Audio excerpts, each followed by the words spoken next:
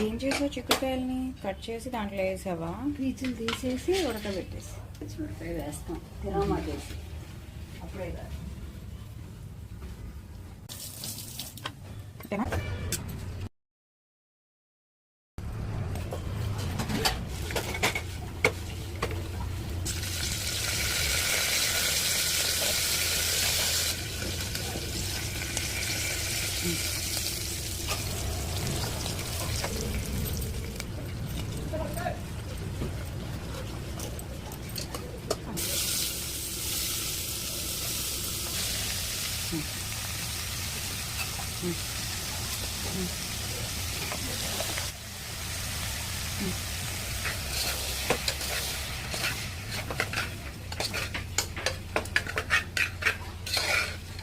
చింతపండు అలానే ఉంచేసావు, తెలియదా?